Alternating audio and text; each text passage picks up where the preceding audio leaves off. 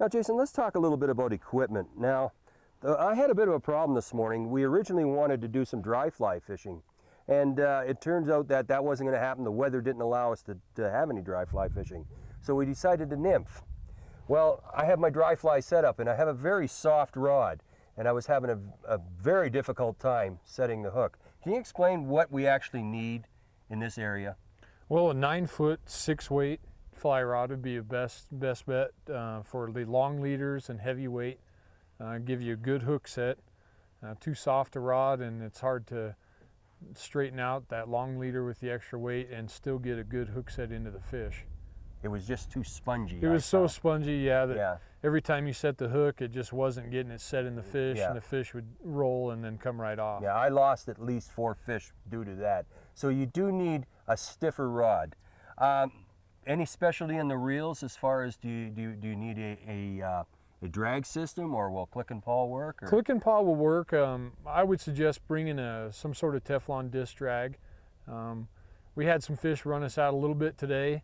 When the water temps are in that 50 to 55 range, the fish tend to really scream a lot of line, where they'll run clear across the river. And during that time of year, June and July, it's really best to have something that can slow them down a little bit. And as far as fly lines, a floating line is basically all you really need? Yeah, floating lines with nymphing, that's what we use. Now, I've got a plain colored line. Is that preferable here, or can we use the high-vis lines? You can use the high-vis lines. It'll help a lot of times with the beginners learning how to mend. Especially today with the chalkier colored water, it obviously isn't going to affect the fishing. Okay, and along with that, now leaders, you told me that what you don't like, especially at this time of year, is a knotted leader. Can you explain why? Yeah, I don't like a knotted leader this time of year. There's a lot of moss, a lot of floating algae in the water, and a knotted leader tends to grab more moss.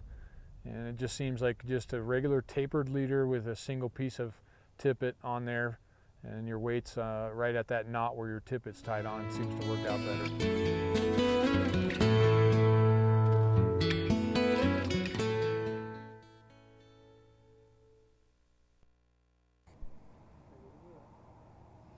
Well, Jason, let's talk a little bit about the flies we used today. Now, the big fly for me was the leech. Can you explain why it happened to be the big one for us today? Well, there are a lot of leeches in the water. Yeah. The water clarity was a little bit off today, and so it's a little bit larger bug, catches a fish's eye. And so for that reason, I think that's why the leech was the ticket. They also move, they look nice and furry here, but they actually move pretty good in the water. Right, they pulsate a little bit in the water. Mm-hmm. Now, you've got different colored ones here. Is there different colored leeches here? Most of them are a charcoal color. Some of them will be kind of an olive to charcoal. So just depends on your lighting conditions. Will change your water different clarity colors. will change it. One thing I do know to the folks back home that black will show up in any color water. Black shows up.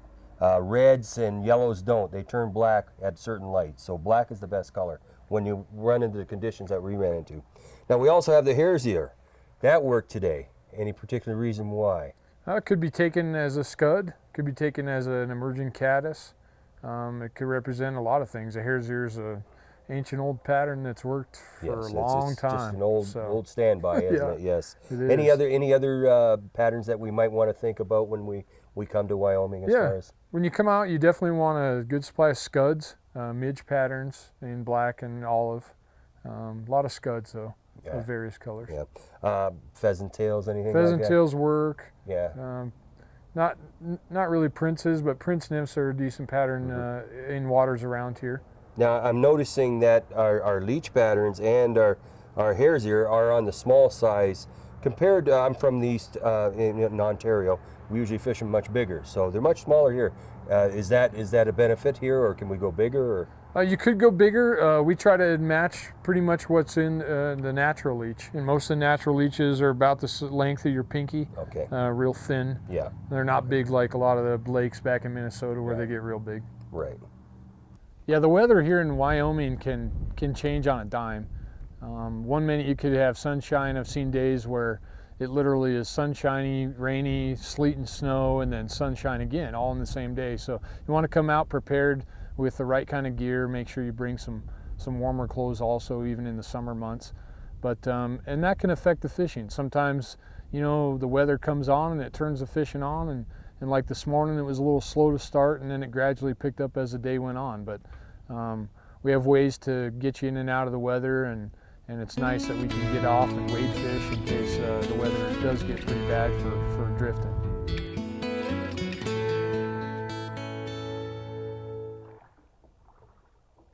Oh yeah, yes, yes. Now we've come to this, as you can see, faster water. And Jason told me to hold on just for a second till we get into the deeper water, and it drops off like a ledge. Oh yeah, oh good fish. Oh yeah, gotta love it, gotta love it.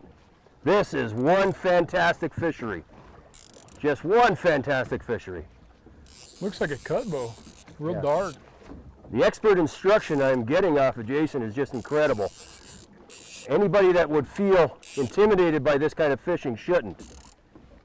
The instruction is just incredible. Oh, he wants to go down bad, doesn't he? Yeah. Oh, yeah.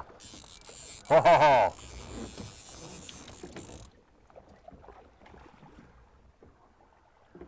Oh, this is a good fish. This is an excellent fish.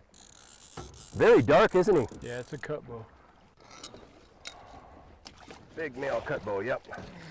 Very nice, very, very good. Oh, I'm excited about this. That was an incredible hit. And I'll take the fly out first. As you can see, it comes out very nicely.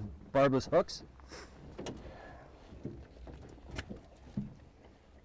Big cutbow. Big cutbow, yeah. Nice male. He's got a nice big kite.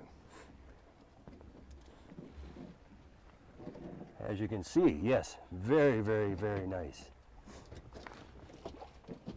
And away you go. Good fight, buddy. Good fight.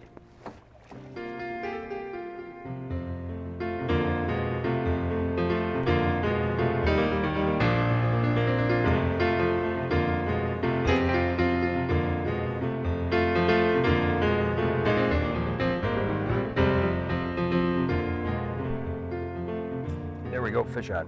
Oh yeah, good one. Fish on, all right. I've got a good fish on, folks. We're drifting a fairly even flow here. You can't really pick out where the seams are or anything, but Jason's holding us nicely in here, and I was just trying to keep as steady a drift as I could get without using any drag. And I've picked up a pretty decent fish here. We're fairly deep. We got about 6 feet between the indicator and the split shot.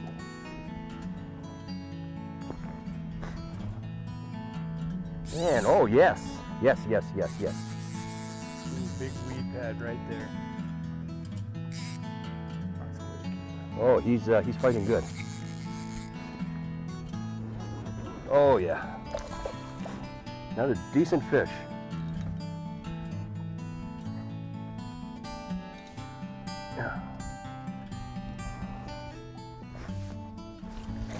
And we got him. Very nice. Very, very good. Now, and he took the bottom fly this time, which is my Gold Ribs Hare's Ear. There. Well, I hope you enjoyed today's show, and you count Wyoming as your next trip. This has just been fantastic. For more information on this show and other shows that we have, visit us on the World Wide Web at www.thenewflyfisher.com. On behalf of all of us at The New Fly Fisher, thanks for joining us. Tight line, so we'll see you next week. The New Fly Fisher was made possible thanks to Ontario, yours to discover, Scientific Anglers, Sage Fly Rods,